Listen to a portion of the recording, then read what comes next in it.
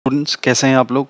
तो आज हम लोग डिस्कस कर रहे हैं चैप्टर 1 है पैटर्न्स इन मैथमेटिक्स। ठीक है, तो चैप्टर 1 की शुरुआत ही इस चीज़ से होती है कि मैथमेटिक्स है क्या। तो चैप्टर मैथ 1 हमें ये बताता है कि मैथ्स में बाय लार्ज हम ये देखने की कोशिश करते हैं कि क्या कोई पैटर्न है। ठीक है, और अगर वो पैटर्न मिल जाता है, सबसे पहले तो हम देखते हैं कि विच पैटर्न इज देयर, और उसके बाद हम देखते हैं कि why that pattern is there, मतलब वो पैटर्न क्यों है। सबसे पहले हम ये देखते हैं कि पैटर्न है क्या, और अगर पैटर्न है तो वो पैटर्न क्यों है। ठीक है, पैटर्न हमारे आसपास हर एक चीज़ में होता है। ठीक है, जैसे डेली सपोज करिए आप स्कूल जाते हैं तो वहाँ पर आपका डेली 7 क्लासेस हैं। ठीक है, ये एक पैटर्न हो गया। या वीक में आपके 7 डेज हैं, ये एक पैटर्न है। ठीक है, अब मंथ में कभी 31 डेज होते हैं, कभी 30 डेज होते हैं। एक मंथ ऐसा होता है फेब का जिसमें 28 डेज होते हैं, और 4 साल बाद एक बार 29 डेज भी होते हैं। तो ये 29 डेज क्यों होता है फेब में 4 साल के बाद, जिसको हम लीप ईयर कहते हैं। ये सब चीज़ों का जवाब जो है वो मैथ से मिलेगा, क्योंकि ये एक पैटर्न पे बेस्ड है। ठीक है, तो ये पूरा चैप्टर हमें क्या बता रहा है, ये पूरा चैप्टर सिर्फ पैटर्न के बारे में ही डिस्कस कर रहा है। ठीक है, तो हम आगे बढ़ते जाते हैं और देखते जाते हैं कि ये पैटर्न है क्या। ठीक है, अच्छा यहाँ पे इन्होंने जो लिखा है उसको एक बार देख लो। उन्होंने लिखा है कि such patterns include indeed exist all around us in nature, in the motion of sun. अब motion of sun है भाई, सन मूव कर रहा है या अर्थ मूव कर रहा है या स्टार्स मूव कर रहे हैं, तो एक पैटर्न को फॉलो कर रहे हैं। ठीक है, और पैटर्न और उनके एक्सप्लेनेशन, इसी पे ये पूरा चैप्टर बेस्ड है। तो आइए चलिए आगे बढ़ते हैं। सबसे पहले हम बात करते हैं इसकी figure it out, question number 1। Can you think of other examples where mathematics help us in everyday life. तो मैथमेटिक्स देखो हमें कहाँ कहाँ हेल्प करता है। मैथमेटिक्स हमें हेल्प करता है टू मैनेज मनी। ठीक है, जैसे लाइक अब जैसे आप लोग घर में रहते हो तो मम्मी पापा का मंथली बजट होता है। ठीक है, अब हर महीने जैसे आपके लिए बॉर्नवीटा आता है, हर महीने आपके लिए चॉकलेट्स आती हैं, कुकीज़ आता है, ठीक है, मिल्क आता है, एग्स आते हैं। तो हर एक चीज़ में कुछ पैसा लगता है। तो वो मंथली बजट जो है वो कैसे मैनेज करेंगे, पैसे को कैसे मैनेज करेंगे, तो उसको देखेंगे। वो एक नंबर आएगा आपके सामने, तो वो नंबर जो है एक पैटर्न बताएगा कि हर महीना लगभग इतना पैसा बजट में खर्च होता है। ठीक है, जैसे सपोज करिए आप अपने घर से, ये आपका घर है, यहाँ पे आप हो, ये आपका घर है, और ये आपका स्कूल है। ठीक है, अब घर और स्कूल के बीच का ये डिस्टेंस है। अब ये जो डिस्टेंस है, लेट्स से ये डिस्टेंस है 3 किलोमीटर। तो ये 3 किलोमीटर आपने कैसे समझा, ये 3 किलोमीटर आपने मैथ से ही समझा। ये नंबर है ना, नंबर आया, आप 3 किलोमीटर जाते हो, फिर उसके बाद वापस आते हो। अब हो सकता है आपके घर से आपके स्कूल का रास्ता कुछ ऐसा हो, आप थोड़ा इधर जाते हो, फिर इधर जाते हो, फिर इधर जाते हो, फिर इधर और फिर इधर। ये आपको एक पैटर्न दिख गया। आप, ये आपका घर है और ये आपका स्कूल है। ठीक है, और ये एक पैटर्न है। तो ये जो पैटर्न आपको दिख रहा है, ये पैटर्न आप किससे पढ़ते हो, ये पैटर्न आप पढ़ते हो मैथ्स के अंदर। ठीक है बच्चों, ये पैटर्न हम पढ़ते हैं मैथ्स के अंदर। ओके, चलो आगे बढ़ते हैं। अगला क्वेश्चन क्या है, देखो अगला क्वेश्चन नेक्स्ट वाला, तब तक मैं इसको इरेज कर लेता हूँ। अरे चले जाओ भाई। हाँ, how has mathematics helped propel humanity forward? You might think of examples involving carrying out scientific experiments, running our economy or democracy, building bridges, houses or other complex structures, making TVs, mobile phones, computers, bicycles, etc. ठीक है, तो ये मैंने खुद ही इसमें answer दिया ही है। ठीक है, अब आजकल जैसे एआई का ज़माना है, एआई है, आप अलग अलग टूल्स हैं जिनको कि लोग यूज़ करते हैं। आपके एकेडमिक्स में भी, आपके स्कूल में भी एआई टूल्स यूज़ होते होंगे। ठीक है, तो जहाँ पर भी पैटर्न की बात हो रही है, मतलब जहाँ पर भी ये जहाँ पर भी ये कॉम्प्लेक्स प्रॉब्लम होगी, पैटर्न्स की बात होगी, डेटा एनालिसिस की बात होगी, तो वहाँ पर हमेशा मैथ्स लगेगा। मतलब इस पूरे चैप्टर में देखो एक ही चीज़ समझा रहे हैं कि मैथ्स में हम ढूंढते हैं पैटर्न, और जब पैटर्न मिल जाता है तो ये ढूंढते हैं कि ये पैटर्न किस रूल को फॉलो कर रहा है। ठीक है, बस यही है, और इसी में ही आपका पूरा चैप्टर ये ख़त्म हो जाएगा। हम अलग अलग टाइप के नंबर यहाँ पर देखने वाले हैं। ठीक है, अब देखो यहाँ पर ये लिखा है पैटर्न्स एंड नंबर्स। इन्होंने शुरुआत किया है यहाँ से, ये 0, 1, 2, 3, 4, 5, 6 and so on, these are known as whole numbers. ठीक है। अच्छा, ज़ीरो को आप हटा दो तो ये 1, 2, 3, 4, 5, 6, 7 एंड सो ऑन, इनको हम काउंटिंग नंबर्स कहते हैं क्योंकि ये काउंटिंग के लिए यूज़ होते हैं।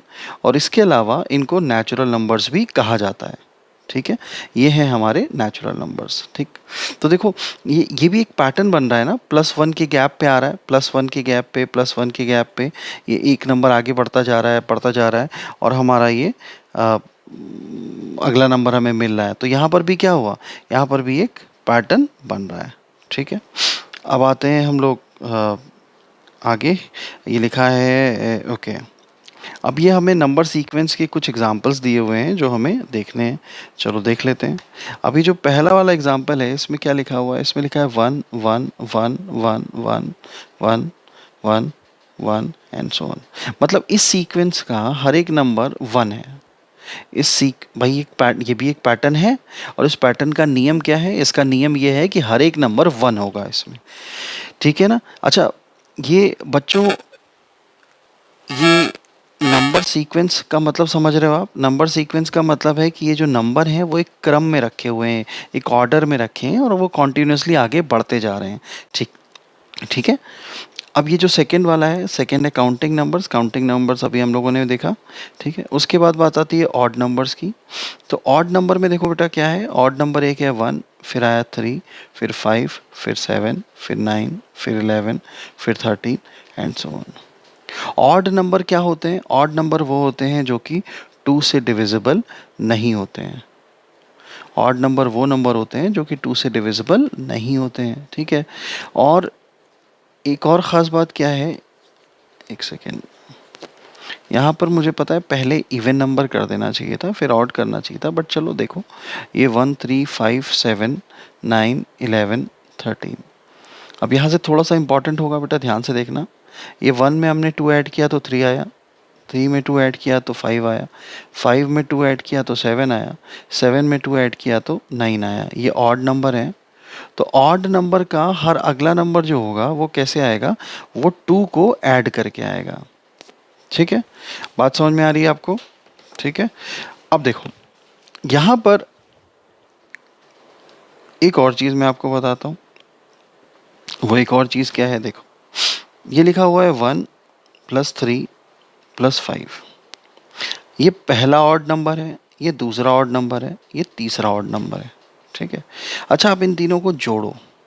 अब इन तीनों को जोड़ो, कितना आएगा, 5 + 3 8, 8 + 1 9।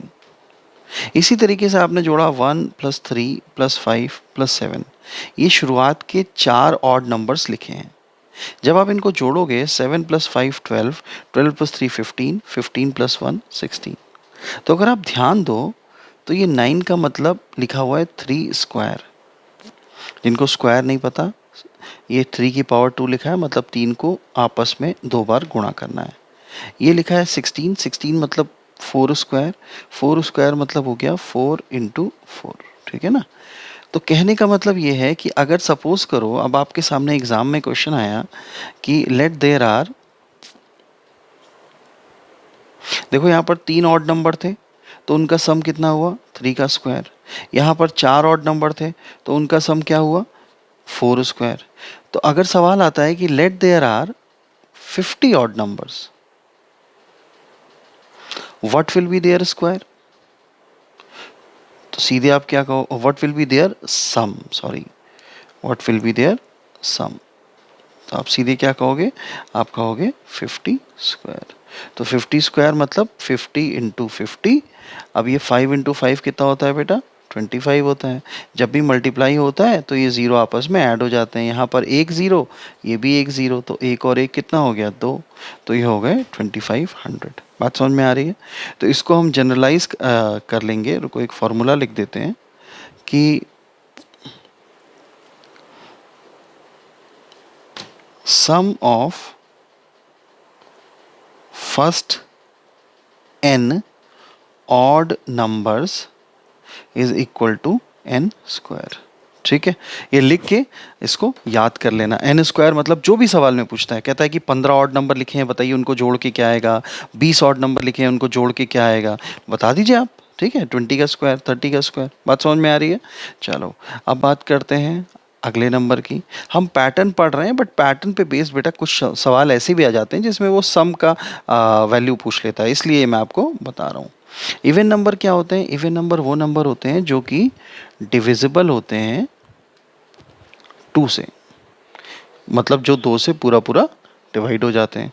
तो इसका एग्जाम्पल आपका क्या हो जाएगा? इसका एग्जाम्पल हो गया आपका 2, 4, 6, 8, 10, 12, 14 एंड सो ऑन। ठीक, बात समझ में आ ही रही है आपको? पैटर्न दिख रहा है। यहाँ पर भी जो अगला नंबर है वो +2 करके आ रहा है, ये भी +2 किया, ये भी +2 किया, तो +2 करके हमें एक अगला नंबर मिल गया है। ठीक है, अभी जब अगला नंबर मिल गया तो इसमें कोई दिक्कत है नहीं है, आपको दिख रहा है। अब यहाँ पर हम बात करते हैं इनके सम की। तो देखो क्या हो रहा है, ये लिखा है 2 + 4। 2 + 4 क्या होता है? ये होता है 6। ऐसे ही 2 + 4 + 6 ये क्या होता है? ये होता है 12। तो ये पहला, देखो ध्यान से, ये फर्स्ट इवन नंबर है और ये सेकेंड इवन नंबर है, सही है। ये फर्स्ट इवन नंबर है, ये सेकेंड इवन नंबर है, ये थर्ड इवन नंबर है। तो ये 6 आएगा कैसे? ये 6 आएगा जब 2 को 3 में मल्टीप्लाई करेंगे। ऐसे ये 12 कैसे आएगा? जब 3 को 4 में मल्टीप्लाई करेंगे।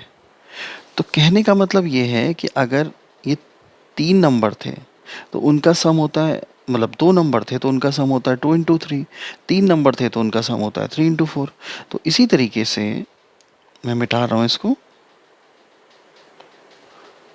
सपोज करो यहाँ पे लिखा होता 2 + 4 + 6 + 8 + 10 + 12 + 14। तो देखो 1, 2, 3, 4, 5, 6, 7, ये 7th इवन नंबर है, ये 7th इवन नंबर है।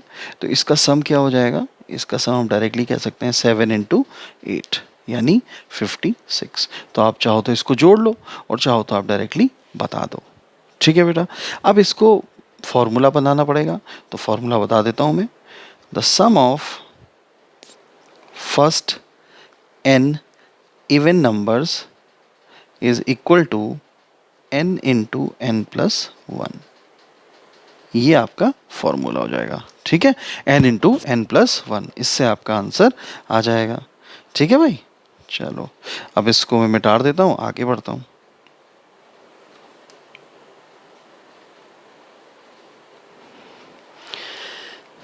अब ये है अगला ट्रायंगुलर नंबर्स, ये भी बहुत इंपॉर्टेंट है बेटा। ट्रायंगुलर नंबर्स को अलग अलग तरीके से मैं समझा दूंगा, ठीक है, बट ये बहुत इंपॉर्टेंट है, इसको ध्यान से देखना। देखो ये लिखा है 1, पहला ट्रायंगुलर नंबर 1 हो गया, दूसरा है 3, तीसरा है 6, चौथा है 10। मैंने क्या किया ये लिखने के लिए? मैंने कुछ नहीं, ये जो बगल में टेबल बनी है इसी को कॉपी किया, यहीं से उठाया। अच्छा अब ये होगा कैसे ये समझ लो। पहला ट्रायंगुलर नंबर तो 1 हो गया, दूसरा ट्रायंगुलर निकालने के लिए क्या करेंगे? मैथ्स में जो काउंटिंग नंबर की हम बात करते हैं तो उसमें 1 के बाद क्या आता है? 2। तो 1 + 2 कितना हो गया? 3। ठीक, अच्छा मैथ्स में 1 और 2 3 हो गया, तो उसके बाद क्या आता है? आता है ये, सही है। ऐसे ही ये क्या हो गया? 1 + 2 + 3 + 4। पैटर्न समझ में आ गया बेटा? ये देखो पहला नंबर क्या है? 1 है, दूसरा है 1 + 2 यानी 3, तीसरा है 1 + 2 + 3 यानी 6, चौथा है 1 + 2 + 3 + 4 यानी 10। अगला क्या होगा? अगला होगा 15 यानी 1 + 2 + 3 + 4 + 5। ठीक है, ये हो गया हमारा ट्रायंगुलर नंबर। बात समझ में आ रही है बच्चों? ये हमारा ट्रायंगुलर नंबर हो गया है। ठीक है, तो यहाँ पर हम ट्रायंगुलर नंबर को नंबर्स के हिसाब से समझ रहे हैं, आगे हम इसको रिप्रेजेंटेशन इसका डायग्राम के फॉर्म में भी करेंगे। ठीक है, ये इस टेबल पे बेस्ड आगे क्वेश्चंस है, बट उन क्वेश्चंस को मैं यही बता दे रहा हूँ ताकि उसको आप खुद ही सॉल्व कर लेना। ठीक है, अभी ये समझ में आ ही रहा है आपको कि ये पहला नंबर, तो अगला क्या होगा? देखो ये पहला था, ये दूसरा था, ये तीसरा था, ये चौथा था, ये पांचवा था। तो छठा क्या हो जाएगा? छठा निकालना हो तो 15 में 6 जोड़ दो, 21। फिर सातवां निकालना होगा तो क्या होगा? 20। अरे यार ये तो, एक सेकेंड।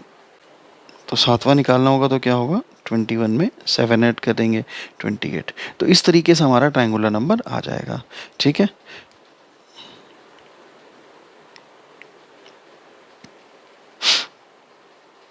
अब बात करते हैं स्क्वायर्स की। स्क्वायर मतलब बेटा, ये देखो 1 का स्क्वायर होता है 1, 2 का स्क्वायर होता है 4, 3 का स्क्वायर होता है 9, 4 का स्क्वायर होता है 16, 5 का स्क्वायर होता है 25। स्क्वायर मतलब समझ रहे हो ना? स्क्वायर मतलब उस नंबर को से, देखो मैं अगले में बता दे रहा हूँ। जैसे 6 स्क्वायर का मतलब होता है 6 इंटू 6 मतलब 36। 7 स्क्वायर मतलब 7 इंटू 7 दैट इज़ 49। तो ये एक पैटर्न बन गया, 1, 4, 9, 16, 25, 36, 49। ठीक है। अब यहाँ पर हम नंबर के हिसाब से पैटर्न समझा रहे हैं। अभी थोड़ी देर बाद हम उसका पिक्टोरियल प्रेजेंटेशन मतलब डायग्राम बना के आपको दिखा देंगे। ठीक है ना? डायग्राम बना के मैं आपको इसको दिखा दूंगा। ठीक। अब ये हो गया स्क्वायर। अब उसके बाद बात करते हैं क्यूब की। तो बेटा क्यूब नंबर में क्या होगा? क्यूब मतलब 1 क्यूब, 1 क्यूब मतलब 1 इंटू 1 इंटू 1। 2 क्यूब, 2 क्यूब मतलब 2 इंटू 2 इंटू 2। जो पावर है उतनी बार तुम्हें गुणा करना है, मल्टीप्लाई करना है। तो 1 into 1 into 1 is 1, 2 into 2 is 4, 4 into 2 is 8। ठीक है। अब ये 3 क्यूब है, 3 क्यूब मीन्स 3 इंटू 3 इंटू 3। तो 3 3 ज़ा 9, 3 ज़ा 27। अब उसके बाद बात करते हैं 4 क्यूब की। तो ये हो गया 4 इंटू 4 इंटू 4, यानी ये कितना हो गया? 64। बात समझ में आ रही है? 4 4 ज़ा 16, 16 4 ज़ा 64। 5 क्यूब कितना हो गया? 5 इंटू 5 इंटू 5 दैट इज़ 5 5 ज़ा 25, 25 5 ज़ा 125। ठीक है। उसके बाद आएगा 6 cube. 6 cube means 6 into 6 into 6। 6 6 ज़ा होता है 36, 36 में जब 6 को मल्टीप्लाई करोगे तो आएगा 216। तो ये हमारे जो ये राइट में दिख रहे हैं ना, ये हमारे हैं क्यूब नंबर्स। ठीक है। क्यूब नंबर्स या फिर आप इसको क्यूब्स भी कहते हैं।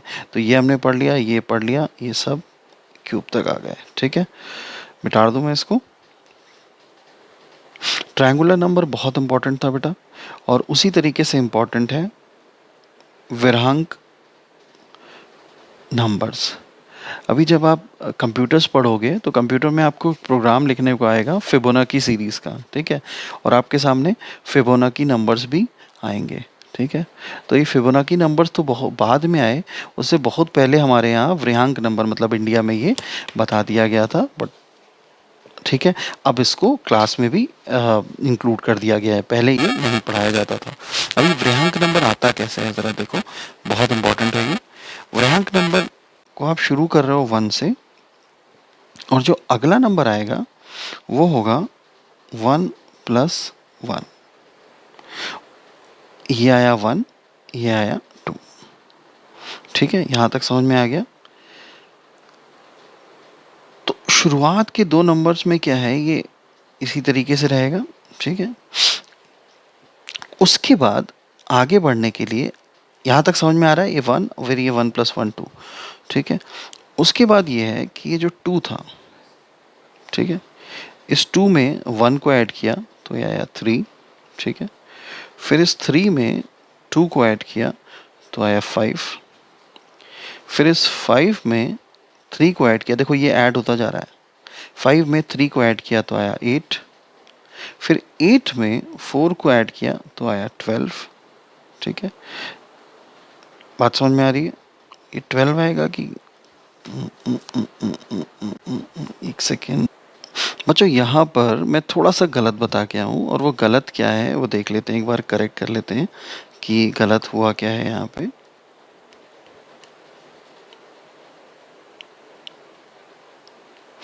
ये 1 यहाँ तक तो सही था। ठीक है, यहाँ भी सही था। बट जो अगला टर्म आएगा ना, यहाँ पर हम थोड़ा सा कंफ्यूज कर गए वृह्यांक नंबर और ट्रायंगुलर नंबर में। जो अगला नंबर आएगा वो इन दोनों को जोड़ के आएगा। इन दोनों को जोड़ा तो आ गया 3। ठीक है। फिर अगला नंबर इन दोनों को जोड़ के आएगा, 3 + 2 आया 5। फिर अगला नंबर इन दोनों को जोड़ के आएगा 8। फिर अगला नंबर इन दोनों को जोड़ के आएगा 13। फिर अगला नंबर इन दोनों को जोड़ के आएगा 21। ठीक है। फिर अगला नंबर इन दोनों को जोड़ के आएगा, मतलब प्रीवियस नंबर, प्रीवियस लास्ट के दो नंबर्स को। ठीक है। Next term is found by adding last two terms. ये मैं गलत बता गया था, ठीक है। तो पिछले दो टर्म्स को 1 और 2 को आपने जोड़ा तो 3 आया, 2 और 3 को जोड़ा 5 आया, 5 3 को ऐड किया तो 8 आया, 8 + 5 इज़ 13, 13 + 8 इज़ 21, और ये 13 और 21 को ऐड करो, कितना आएगा? ये आएगा 3 + 1 4 और 2 + 1 3, ठीक है। मैं इसको दोबारा बता दूं क्या?